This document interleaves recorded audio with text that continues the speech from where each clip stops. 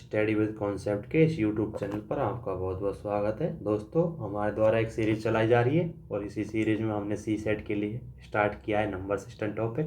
Number system topic पहली बात तो मैथ का पार्ट है और इस टॉपिक से दोस्तों पिछले 2-3 साल में 10 से 15 क्वेश्चन आ रहे हैं, तो ये हमारे लिए बहुत ही महत्वपूर्ण हो जाता है सी सेट के लिए।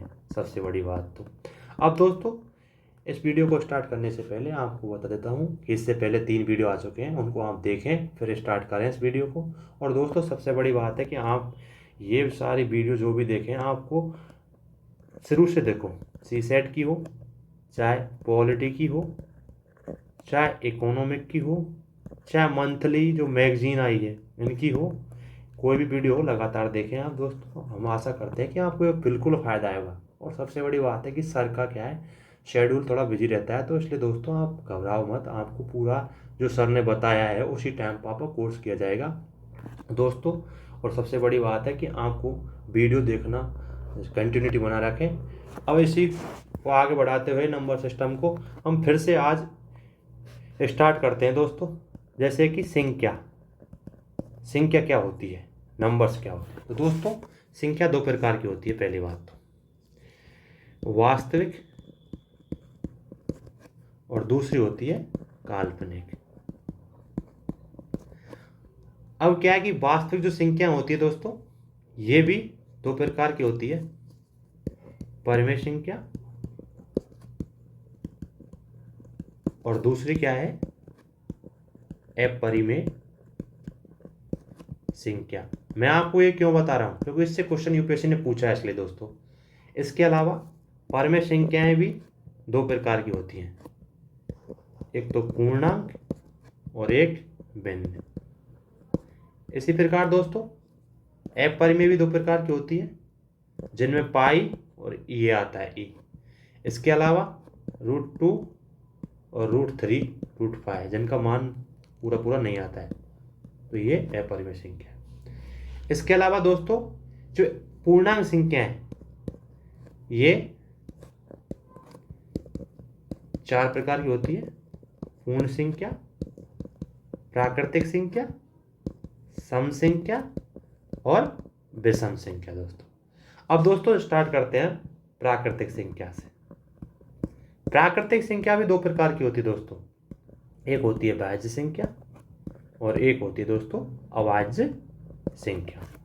इसके अलावा दोस्तों अब स्टार्ट करते हैं हम परिमेय संख्या से, क्योंकि परिमेय संख्या सबसे बड़ी बात है। परिमेय संख्या में क्या है कि जो भिन्न परिमेय संख्या में एक तो है पूर्णांक, देख लेते हैं एक बार फिर से। परिमेय संख्या में 2 चीजें दे रखी है दोस्तों, पहली दे रखी है पूर्णांक संख्या, दूसरी भिन्न संख्या। दोस्तों भिन्न को समझ लेते थोड़ा। परिमेय संख्या में क्या समझ रहे हो, भिन्न, जिसे हम फ्रैक्शन बोलते हैं।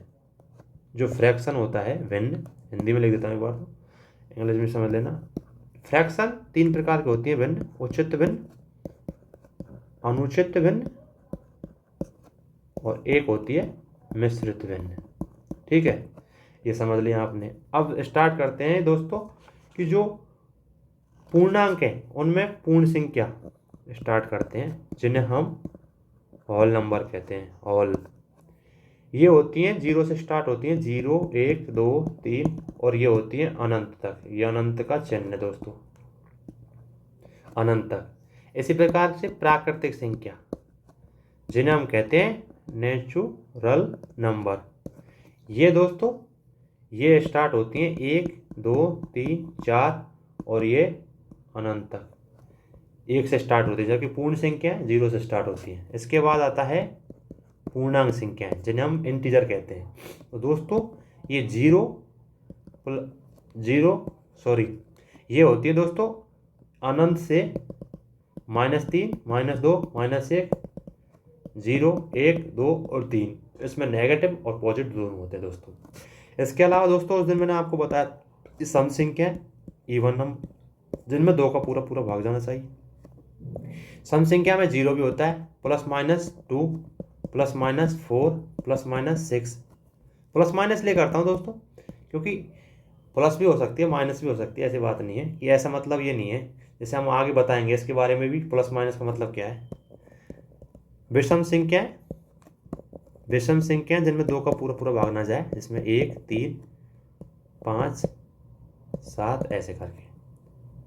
तो दोस्तों ये प्लस माइनस को थोड़ा कॉन्सेप्ट अलग है, आप समझ में आएगा नहीं आएगा पता नहीं, लेकिन पता फिर भी बताऊंगा उसको। तो इस प्रकार दोस्तों ये पहले भी पढ़ा था सम संख्या विषम संख्या के बारे में। अब दोस्तों सबसे बड़ी बात है, हम परमेय संख्या के बारे में पढ़ते हैं। परमेय संख्या जिन्हें हम रैशनल कहते हैं। तो दोस्तों परमेय संख्या क्या होती है? पहली बात, वे सभी संख्याएं जिन्हें हम P/Q के रूप में लिख सकते हैं। Q nought proportional to 0, Q 0 नहीं होना चाहिए। इसके अलावा दोस्तों दूसरी बात क्या है इसकी शर्त, P/Q के रूप में, वो मैंने बता दिया आपको, लिख सकते हैं। पहली बात तो ये, दूसरी बात भी यही है उसमें। तीसरी बात है इसमें वर्गमूल, घनमूल, पूर्णमूल, ये सभी हो सकते हैं। एग्जाम्पल के रूप में दोस्तों, जैसे मान लो √49 तो 7, ऐसे मान लो 3 की करनी 21 तो ये 3 आ गए जैसे। तो ऐसी प्रकार दोस्तों ये 7 आ गया, तो 7 को हम जैसे कैसे निकल सकते हैं, 7/1, क्योंकि ये लिख सकते हैं ना P/Q के रूप में। तो इस प्रकार दोस्तों ये हो गया। इसके अलावा दोस्तों ये भी हो सकता है करनी, 5 की करनी 31, 25। तो कैसे है कि 5 बार गुणा करेंगे हम जब आएगा, तो हम इसे भी लिख सकते हैं 5/1। इसके अलावा दोस्तों ऐसे देखो 0.3333 ऐसे करके, इसे हम P/Q के रूप में लिख सकते हैं क्या? हाँ, तो बिल्कुल लिख सकते हैं दोस्तों। इसको हम पॉइंट ऐसे लिख सकते हैं। अब ये आगे बताऊंगा आपको। तो पॉइंट, जितना पॉइंट हटाएंगे उसके नीचे उतना 0, जिस पर बार है, सॉरी जिस पर बार है, क्योंकि 3 बार बार आ रहा है दोस्तों। देखो ये जिस पर बार है उतना 0 9 नीचे लगाएंगे, और जिस पर बार नहीं है उसे 0 लिखते हैं। तो देखो इसमें बार नहीं है, 0/3/9 अब बराबर 1/3। तो दोस्तों ये भी हम इसके रूप में लिख सकते हैं दोस्तों। अब दोस्तों इसी से एक कॉन्सेप्ट है डेसिमल को लेकर, परमेय संख्याओं को लेकर दोस्तों। अब उसे स्टार्ट करते हैं। और इसमें प्रीवियस क्वेश्चन पेपर में आपको ये क्वेश्चन पूछा भी था जो यूपीएससी ने, उसके बारे में बताएंगे इसके बाद आपको दोस्तों। जैसे दोस्तों अब ये क्वेश्चन है, जैसे ये मतलब इसका एक कॉन्सेप्ट है। जैसे मान ले ये अभी मैंने लिखा था आपको 0.333 के ऊपर कितनी बार भी हो सकता है 3। और दोस्तों इसका एक कॉन्सेप्ट है। जैसे मान ले यही संख्या देते हैं, जैसे ये संख्या देती 0.333 को P/Q रूप में लिखिए। ठीक है दोस्तों। तो पहली बात तो ये देखो 3 बार बार आ रहा है, तो 3 बार बार आ रहा है तो बार लगाएंगे। 3 जितनी बार लग रहा है उस पर नीचे 9 लगाएंगे, और जिन पर नहीं लग रहा उसके आगे घटाएंगे। तो दोस्तों ये घटाया हमने, तो ये क्या हुआ, ये हो गया 3/9, कटेगा 1/3। तो हम इसे P/Q के रूप में लिख सकते हैं। इसी प्रकार दोस्तों एक एग्जाम्पल ले लेते हैं, जैसे 0.434343 ... अब देखो दोस्तों बार किस पे, 4 और 3 पे। तो हम क्या करेंगे, 4/3/9 कर देंगे, क्योंकि जितनी बार लगा उसके नीचे 9 कर देंगे। इधर कोई 0 वो नहीं है मतलब संख्या, तो 0 लिखेंगे 43/99। ऐसे ये P/Q रूप में होगी। अब अगला एक क्वेश्चन और ले लेते हैं, इसका ही एग्जाम्पल 0.4333 ऐसे करके। तो दोस्तों 3 के ऊपर बार है, जबकि 4 के ऊपर कोई बार नहीं है, क्योंकि 4 एक बार ही आया है। हम क्या करेंगे, 43 माइनस जिसके ऊपर बार नहीं है उसे घटाएंगे, और जिसके ऊपर बार है, केवल 3 के ऊपर बार है तो 9 लगाएंगे, जिसके ऊपर नहीं है तो 4 पर नहीं है तो 1 पर नहीं, मतलब तो हम 0 लगाएंगे। ये क्या हुआ 39/9। ऐसे हम काटेंगे और 13/30। दोस्तों इस प्रकार से ये आ जाएगा बार के बारे में, ये P/Q के रूप में लिख सकते हैं दोस्तों।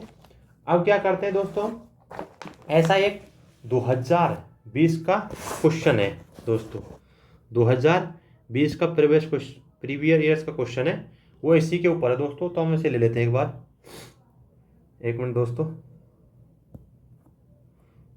उसको ले लेते हैं दोस्तों एक बार, एक मिनट प्लीज़ वेट कीजिए दोस्तों।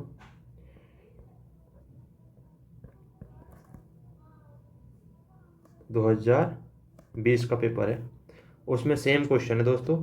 जैसे हम लेते हैं दोस्तों, ये रहा देखो, ये आपको दिख ही रहा होगा, ये दे रखा है दोस्तों, देख लो आप कि 1.272727, ठीक है। अब क्या कर रहे हैं, 1.27 इस पे बाहर है, किस पे बाहर है, कि 27 पे। तो हम क्या करेंगे, 127 लिखेंगे अपॉन जिन पे बाहर है उतना 9 लिख देंगे, और जिन पे नहीं है उन पे 0 लिख देंगे। तो एक पर नहीं है तो 0। अब क्या करेंगे, जिस पे बाहर नहीं उसे घटा देंगे। तो 127 माइनस एक गया 126 अपॉन 990, ये कटेगा तो ये 3 से कटेगा, ये 42, और ये कितना हो जाएगा 330। फिर सॉरी दोस्तों, पे गलती होगी, थोड़ा दोबारा बताता हूँ आपको। जितना पे बार नहीं है उतना हम घटा देंगे, तो 2/1.27 पे बार है, ठीक है।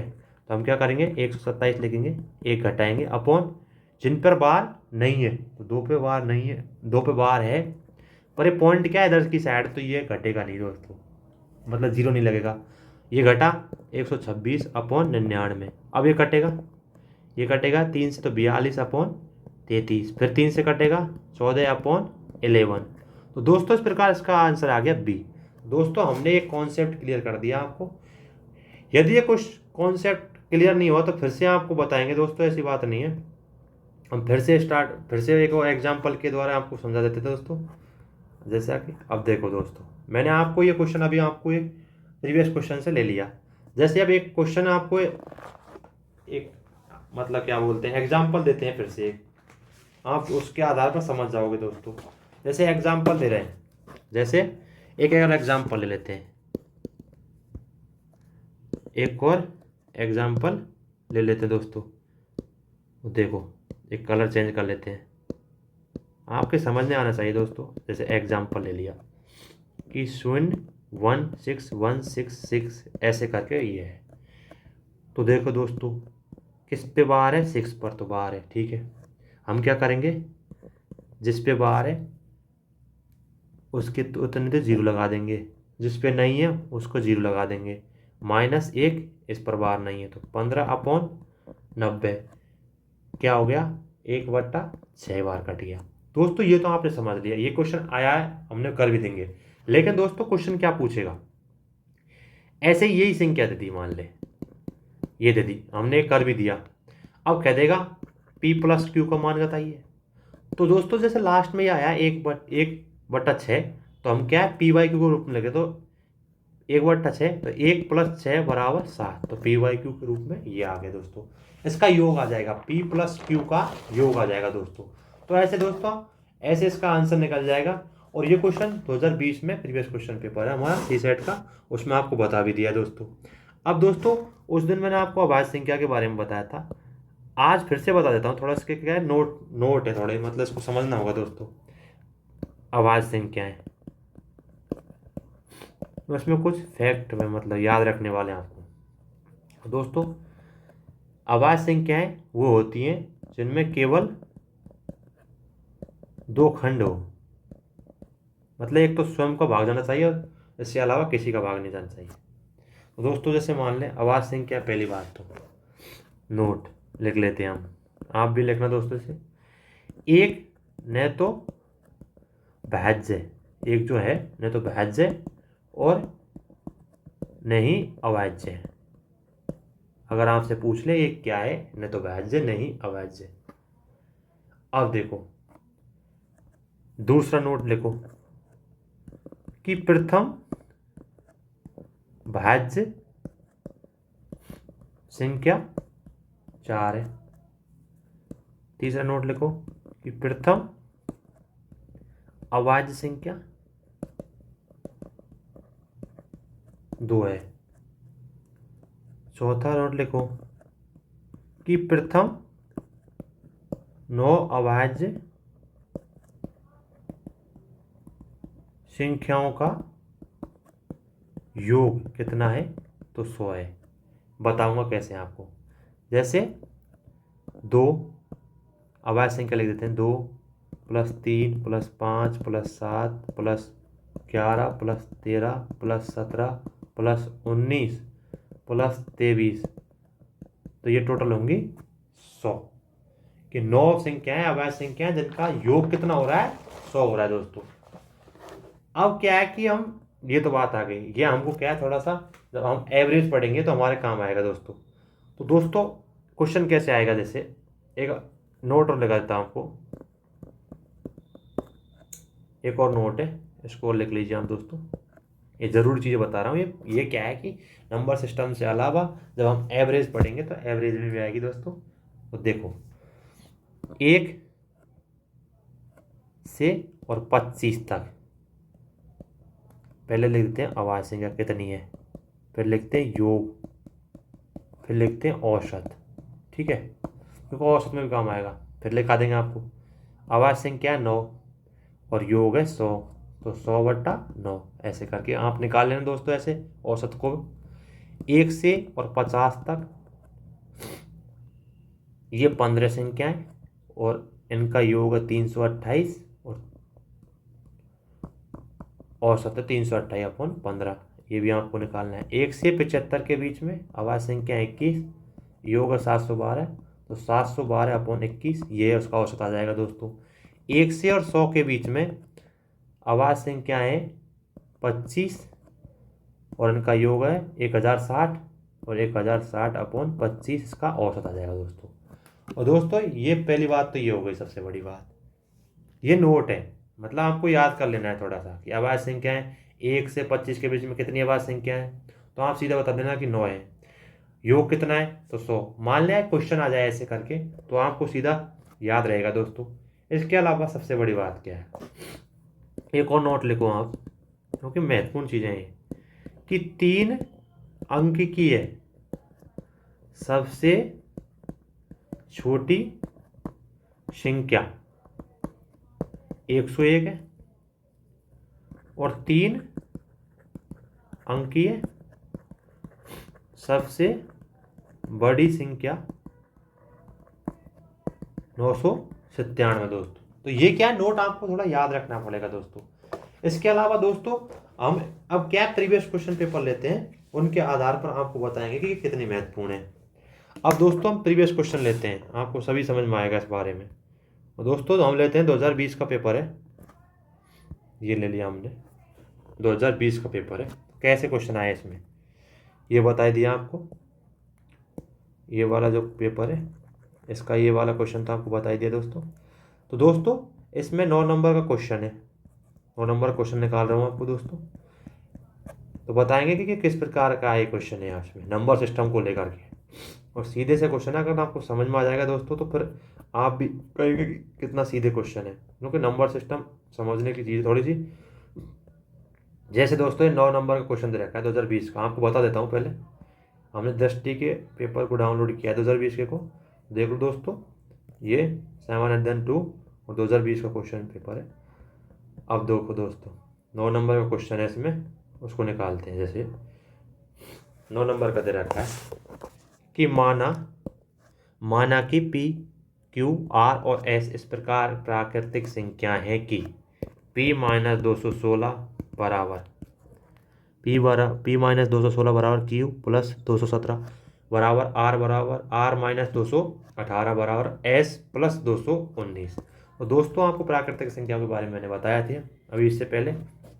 तो देखो दोस्तों P - 216 हम क्या करेंगे, सॉरी 216 नहीं है 2016 है। हम क्या करेंगे P - 2016 हम क्या करेंगे बराबर में 0 लिखेंगे, क्योंकि हमको पता है कि ऐसे लिखते ही हैं। तो हम क्या करेंगे P इधर रहने देंगे, इसको इधर ले जाएंगे, तो दूसरी साइड ले जाने पर ये माइनस हट जाएगा, तो 2016 आ गया। इसी प्रकार Q + 2017 है बराबर 0, तो Q बराबर इधर चल जाएगा 2017, ये माइनस के हो जाएंगे। इसी प्रकार आर माइनस 2018 बराबर 0, तो आर बराबर 2018। इसी प्रकार एस प्लस 2019 बराबर 0, तो एस बराबर 2019, ये माइनस हो जाएंगे। हमसे क्वेश्चन ने पूछा है कि सबसे बड़ी संख्या प्राकृतिक संख्या कौन सी। दोस्तों पहली बात तो पी जो निकाला हमने 2016 लिखा है प्लस का। अगला देखा है क्यू माइनस का। क्यू जो है ये माइनस का निकला है, तो ना माइनस की संख्याएं तो बड़ी हो ही नहीं सकती पहली बात, तो ये तो नहीं हो सकती। क्यू पी तो निकल गया 2016। अगला देखा आर 2018 निकला हुआ है आर जो है, और एस जो है माइनस 2019। तो दोस्तों माइनस के दो चीज़ आई हैं, दो आए हैं 2017 और 2019, तो ये तो हो नहीं सकते। बचे दो, पी बराबर लिख रहा है 2016 और आर बराबर लिख रहा है 2018। तो दोस्तों 2016 से बड़ा 2018 है, तो ये इस प्रकार इसका आंसर निकल गया आर। तो आर ऐसी संख्या है जो प्राकृतिक, जो दी गई संख्या है, ये प्राकृतिक संख्याओं में आर एक ऐसी संख्या है जो सबसे बड़ी है। तो दोस्तों देखो आपने सीधा ही निकाल दिया, तो ये इस प्रकार दोस्तों इसका आंसर हो गया सी। अगला क्वेश्चन देखते हैं दोस्तों, ऐसी एक इकाई के अंक को लेकर है। जैसे दोस्तों ये संख्या दे रखी है, इसका एक वो बताता हूँ आपको मैं फोर, कि क्या होता है कि इकाई का अंक निकालना है। मान लो आपको इकाई का अंक निकालना है किसी भी चीज़ का, तो हम क्या करेंगे, बहुत काम आएगा। इकाई का अंक निकालेंगे तो क्या करेंगे हम दोस्तों, जैसे मान लें कोई दोस्त ऐसी संख्या दे रखी है 23 इंटू 25 इंटू 26 इंटू 27 इंटू 29 मान लें। इसमें बोल दिया कि इकाई का अंक निकालिए। मान लें हम क्या करेंगे दोस्तों, जैसे 23 है तो उसका 23 ही मानेंगे, 3 ही मानेंगे इकाई का अंक। अगले का 5 मानेंगे, अगले का 5 6 मानेंगे, अगले का 7 2, ऐसे करके हम जो इकाई का अंक है उसको मल्टीपल करेंगे दोस्तों। जैसे देखो इसमें क्या करेंगे हम, देखो आराम से समझो। इसमें इकाई की मान है 3, इसमें 5, इसमें 6, इसमें 7, इसमें 9। हम क्या करेंगे, इनको गुणा करेंगे, 3 इंटू 5 इंटू 6 इंटू 7 इंटू 9।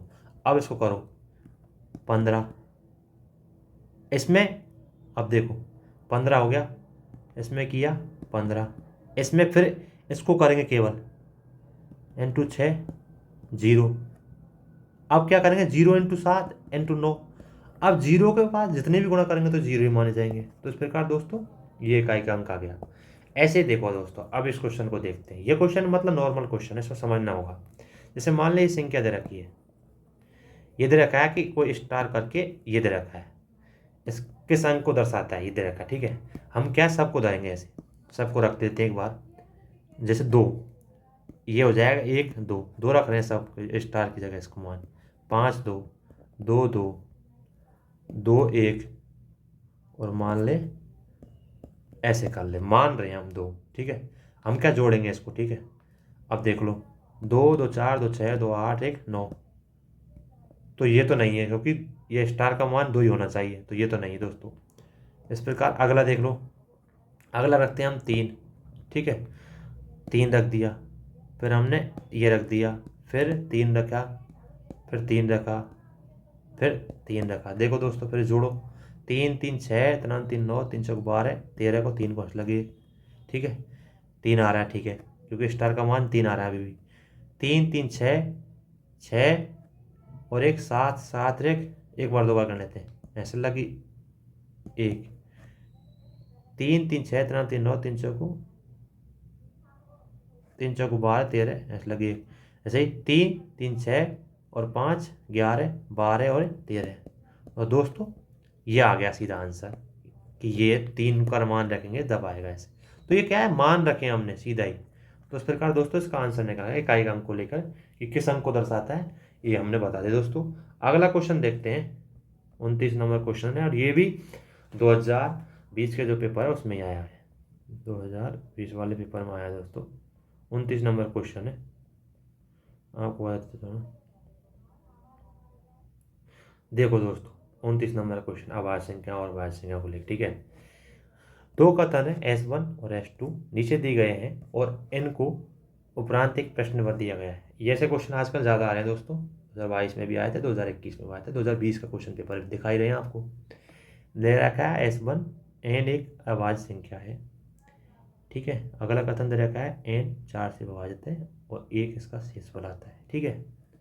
ये बता दिया।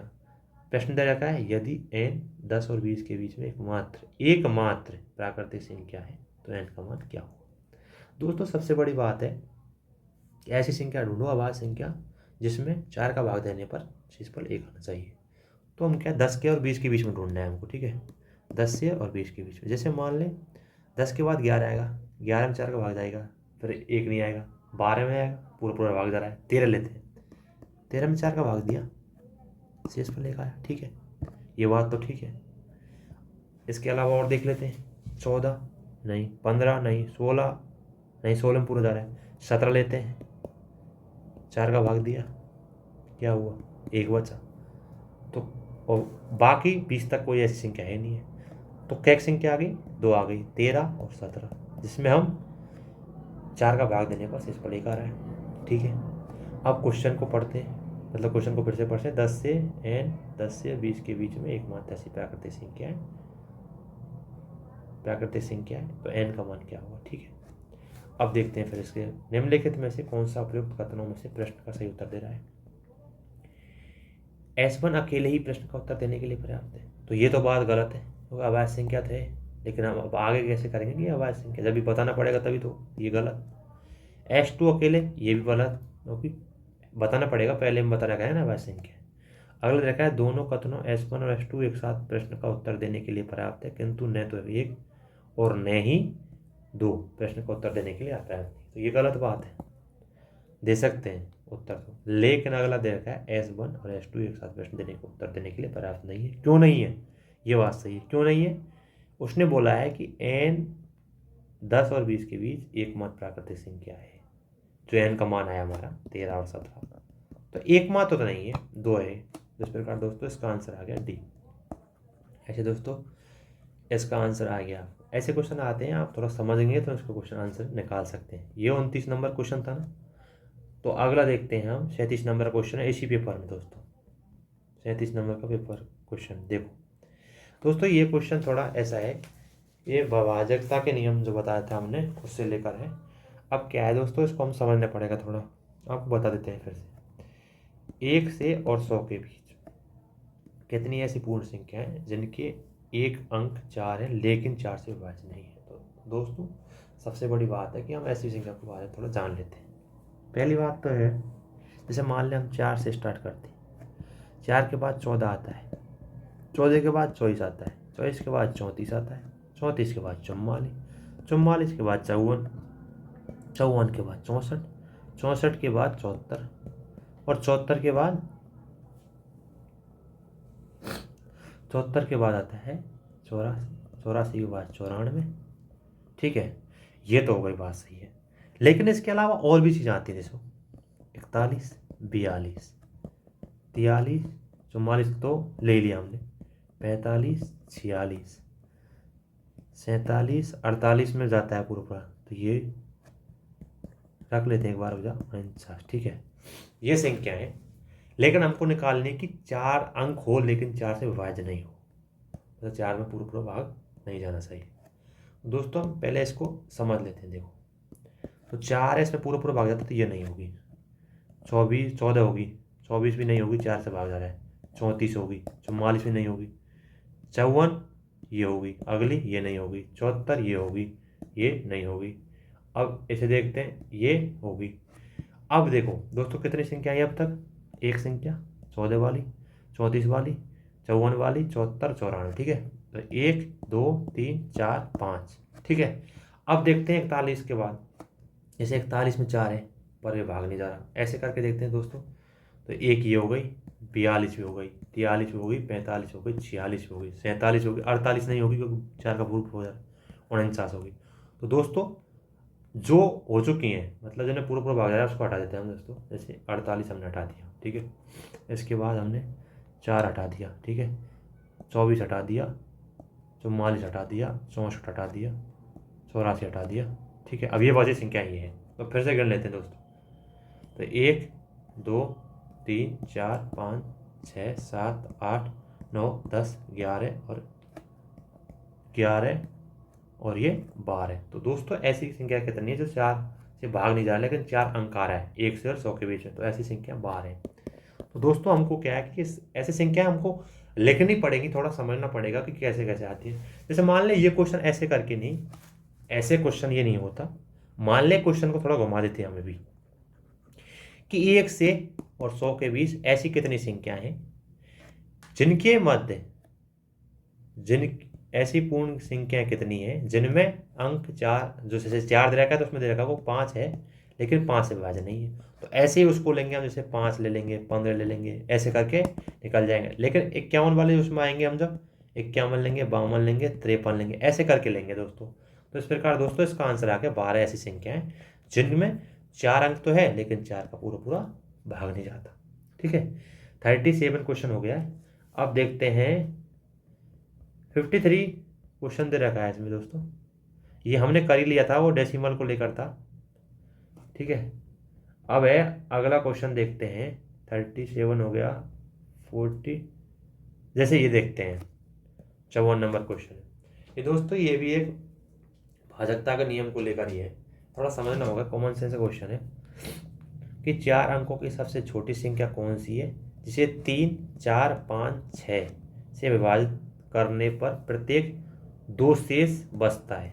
दोस्तों सबसे बड़ी बात है, ऐसी यदि कोई क्वेश्चन आए तो हमको क्या है उसको समझना होगा थोड़ा। अब क्या हम हर किसी में तो भाग दे नहीं सकते, तो हम क्या करेंगे, जैसे 3 है, 4 है, 5 है, 6 है। अब क्या करेंगे हम, 2 तरीके इसके। पहले तो हम ऐसी संख्या सबसे भाग देना पड़ेगा। मान ले हमने दे दिया, ठीक है, 1012 में दे दिया, मान ले 3 का भाग दिया तो हम 3, 9, 1, 12, फिर 2 बच रही हैं। ठीक है, अभी भी सही बात है। अब देख लो 5 का भाग दिया, सॉरी 4 का भाग देंगे अगली बार। 4 का दिया, 4 दूनी 8, 2 बचा 11, 21, 1, 20, 1, 12, इसमें जा रहा है पूरा पूरा। ऐसे करके हम भाग देंगे। अब क्या करते हैं दोस्तों, हम संख्या लेते हैं सीधी सी। मान ली कुछ संख्या ली सी, ये क्या लिया, ये लिया। ठीक है, अब इसमें 3 का भाग देंगे, 3, 9, 2, 2, 21, 1, 2, पूरा पूरा भाग जा रहा है तो ये नहीं हो, क्योंकि शुरुआत में देख लेंगे ना हम 3 का पूरा पूरा भाग जा रहा है जिसमें, ये नहीं होगी। अब मान लें ये लेते हैं 1222 और 3 का भाग दें सीधा, 12 जा रहा है। ठीक है, 22 लिए, 21, 1, ये भी नहीं है, ये भी नहीं है। तो इस प्रकार दोस्तों ये लेते हैं आप, जैसे 3 का भाग दिया, 3, जैसे 3, 9, 12, तो इसमें शेष 2 बच रहा है। ठीक है, अगला लेते हैं हम 4 का भाग देते हैं इसमें। ठीक है, 4 दूनी 8, 2, 22, फिर 20, फिर 2 बच रहा है। ठीक है, ऐसे हम 5 का भाग देंगे, 5 दूनी 10, 20, सीधा उतारेंगे 0 मतलब, फिर 20 लेंगे, फिर 2 बच रहे हैं शेष पर। ऐसे 6 का भाग देंगे, 6 का 6 बचा 4, 6, 7, 42 बचा 2। तो दोस्तों ऐसी संख्या आएगी बी, 1022। और दोस्तों ये थोड़ा ऐसा क्वेश्चन था, इसमें आप 2 तरह से निकालेंगे और इसे आगे बताएंगे, अलग से वो आएगा इसका, तो उसे आगे बताएंगे। तो इसमें क्या हमको भाग देने पड़ेंगे, तो इस प्रकार सीधा आंसर निकल आएगा। थोड़ा टाइम लगेगा इसमें पर इसका आंसर निकल के आएगा बी। इसी प्रकार दोस्तों आगे बढ़ते हैं। इसमें शायद एक क्वेश्चन और है नंबर सिस्टम को लेकर ही है। इसमें तो अब दो एक क्वेश्चन नहीं रहा, लेकिन 2021 का पेपर है, उसमें एक क्वेश्चन है नंबर सिस्टम का, ऐसा ही क्वेश्चन है। एक बार उसे देख लेते थोड़ा सा। 2021, ठीक है, इसमें 97 क्वेश्चन है, वो ऐसे ही लेकर है, वो भी ऐसे इकाई को हमको लेकर है। दोस्तों ऐसे क्वेश्चन देखो, मान लें ये क्वेश्चन रखा है, जब किसी निश्चित संख्या को 7 से गुणा किया जाए तो गुणनफल के पूर्ण रूप से केवल 1 का अंक आता है, एक एक करके ऐसे अंक आते हैं। ठीक है, तो ऐसी लघुत्तम संख्या कौन सी होगी। तो दोस्तों सबसे बड़ी बात है, जो संख्या दे रहेगी इसे 7 से गुणा करना पड़ेगा। तो हम क्या करते हैं, स्टार्ट करते हैं। मान लें पहला ऑप्शन लिया हमने, 7 से गुणा करना स्टार्ट कर दिया। अब क्या करते हैं, देखो 21, 2, 7 तिया 21 1 2 हंस लगी 2, 7 एकम 7 2 9, तो ये नहीं है। ऐसे ऑप्शन सेकंड में आ जाएगा ना। मतलब जैसे मान ले ये क्वेश्चन हमने लिया, ये क्वेश्चन गढ़ा, मल्टीपल किया, 7 तिया 21 हंस लगी 2, 7 एकम 7 और 2 9, हमको क्या बताया कि एक एक आना चाहिए, तो ये नहीं है। अगला ऑप्शन लेते हैं, 15 723 इंटू 7, 7 तिया 21 हंस लगी 2, 7 दूनी 14 14 2 15, ये भी नहीं है। अगला लेते हैं, 15 783 इंटू 7, 7 तिया 21 हंस लगी 2, 7 वाटू 56 है, 56 57 58, ये नहीं है दोस्तों। अगला लेते हैं 73, 158 73 इंटू 7, 7 तिया 21 हंस लगी 2, 7 7 49 और 2 50, सॉरी 7 7 49 और 2 51, एक हंस लगी 5, ठीक है। 8 7 56 और 5 61, ये भी एक आ रहा है। और 7 एकम 7, सॉरी 7, हाँ 7 5 35 और 5 41 हंस लगी 4, 7 एकम 7 है और 4 11। तो दोस्तों ये निकल के आया है, इसका जो डी जो ऑप्शन है ये निकल के आया। तो हम क्या करेंगे, मल्टीपल करेंगे। तो उस प्रकार दोस्तों ये जो क्वेश्चन हमने बताया आपको, ये क्या है, ये क्वेश्चन आए थे इकाई के अंक को लेकर। ऐसे नॉर्मल क्वेश्चन दोस्तों, हमको क्या ऑप्शन लेने पड़ेंगे, एक ऑप्शन 2 ऑप्शन से ही पता चल जाएगा कि अगला क्वेश्चन का आंसर क्या होगा दोस्तों। तो दोस्तों हमको आशा है कि क्वेश्चन आपको समझ में आएंगे। यदि आपको नहीं आए समझ में तो हम फिर से बता देंगे। लेकिन दोस्तों सबसे बड़ी बात है कि आप जो भी हैं सभी ऐसी वीडियो को लगातार देखें, जब आपको समझ में आएगा। और यदि नहीं आता है तो हम कुछ और वो करेंगे, इसमें थोड़ा परिवर्तन करेंगे अगर आपकी सलाह होगी तो। दोस्तों आप इन्हें हमारे फीडबैक दो। हम चाहते हैं कि आप हमारे थोड़ा कुछ बताएं ताकि हम अपनी कमियों को दूर कर सकते हैं। और दोस्तों हमको आशा है कि आपको ये वीडियो समझ में आई होगी। Thank you.